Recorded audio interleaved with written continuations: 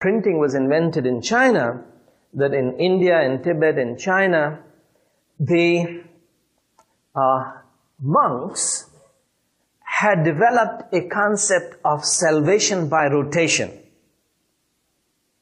They invented rotating bookshelves. Now that was an invention, it was technological innovation because flywheel wasn't invented by then. So to create rotating bookshelves was quite a feat. But these bookshelves were not there for people to actually read those books, but they would put these sacred religious texts, and there was 1300 years of Buddhist scriptural writings there. But the monks will sit in front of these shelves and rotate them and meditate on the sound. Because the sound had become the mantra. The difference between language and mantra is language is words with sense. Mantra is an attempt to separate sense and sound.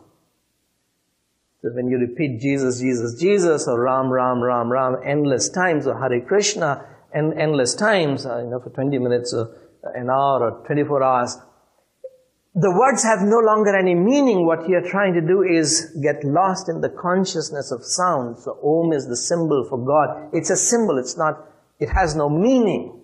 It's not related to anything or anyone.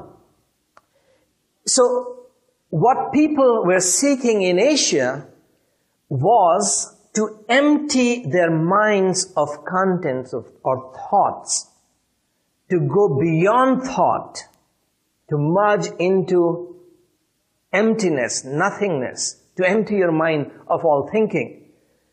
Now, the printing press took off in the West because people believed that the ultimate reality was wise, was rational. Can our Creator communicate His word to us, His thoughts, His feelings, His love? Well, to them, to us, it may sound very difficult to believe that our Creator can actually communicate with us. But if we can communicate to each other, the assumption 500 years ago was that surely our Creator can communicate His point of view to us. Now, that was what, that assumption that yes, words can be true, can have real meaning, that the intellectual revolution took off, that truth can be known, truth can be communicated in words. Therefore, word has meaning. It is through the word that we know truth. And the whole book culture began not because of the printing press, but because of this philosophical milieu in which this press was invented and for which this press was invented.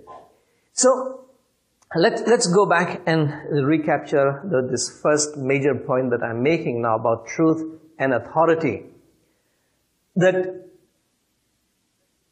beginning with Caesar at the time of Christ, Rome was the source of cultural authority for European civilization.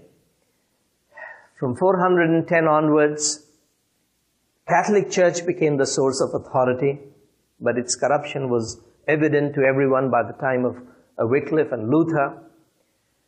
Reformers struggled to make the Bible the source of cultural authority, and they succeeded, and that's what the reformed countries were all about.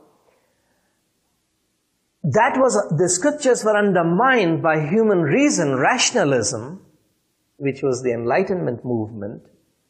But as soon as it succeeded in undermining faith in the Bible, its own foundations collapsed, and now there is the Western civilization is at the same point as it was when Rome was sacked. A tremendous intellectual vacuum. So where is now what is now the source of authority in the West? The vacuum has been filled by special interest groups, those who happen to be holding positions of authority in the academic institutions, the media, the press, the television, the courts, the lawyers, the activists. Each one is pushing its own interest